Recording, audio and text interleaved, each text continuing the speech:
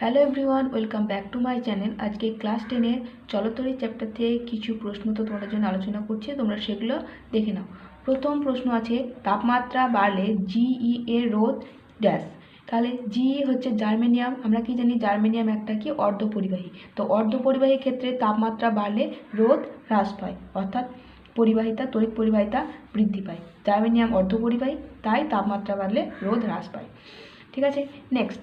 চারটি অভিন্ন রোধ সমান্তরাল সমবায়ে যুক্ত, সমবায়ের তুল্য রোধ 2 ওহম। প্রতিটি রোধের মান কত? তুল্য রোধ দিয়ে দিয়েছে, আর তাহলে প্রতিটা রোধের মান বের করতে বলেছে।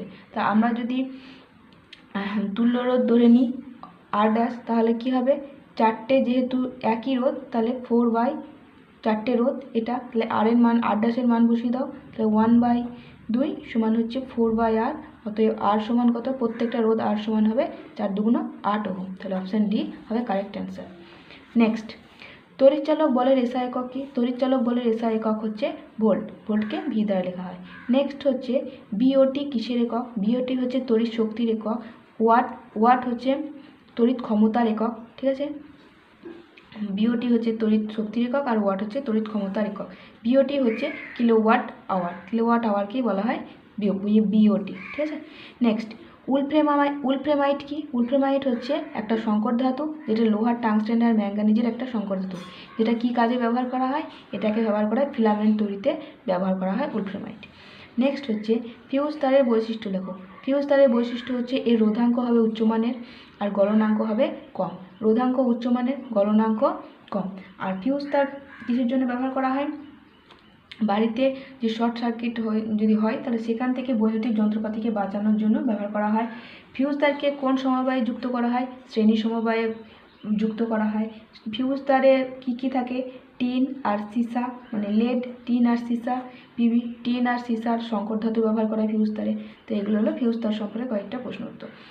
নেক্সট, বিভব প্রভেদ হচ্ছে বিভব প্রভেদ পরিমাপক যন্ত্র হচ্ছে ভোল্টমিটার। ভোল্টামিটারের সাহায্যে তড়িৎ বিশ্লেষণ করা হয়। তড়িৎ বিশ্লেষণের পাত্রটাকে বলা হয় ভোল্টামিটার।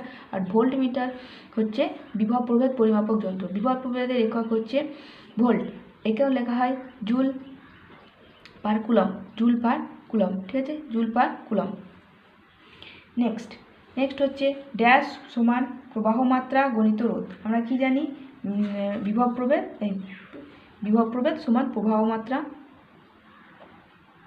গণিত রোধ, মানে ভি সমান আইআর, এটা আমরা জানি। নেক্সট, ফ্লেমিংয়ের বামহস্ত নিয়মে তর্জনী কিসের দিক নির্দেশ করে? ফ্লেমিংয়ের বামহস্ত নিয়মে তর্জনী চৌম্বক ক্ষেত্রের দিক নির্দেশ করে। ঠিক আছে, আর বৃদ্ধাঙ্গুল কী করে? বৃদ্ধাঙ্গুল নির্দেশ করে পরিবাহী গতির অভিমুখটাকে। ঠিক আছে, আর চৌম্বক ক্ষেত্রের দিক নির্দেশ করে তর্জনী। নেক্সট, লেঞ্জের সূত্রটি শক্তি সংরক্ষণ সূত্রের একটি ভিন্ন রূপ, সত্য না মিথ্যা? অবশ্যই সত্য। লেঞ্জের সূত্রটি শক্তি সংরক্ষণ সূত্রের একটা রূপ, এটা হবে সত্য।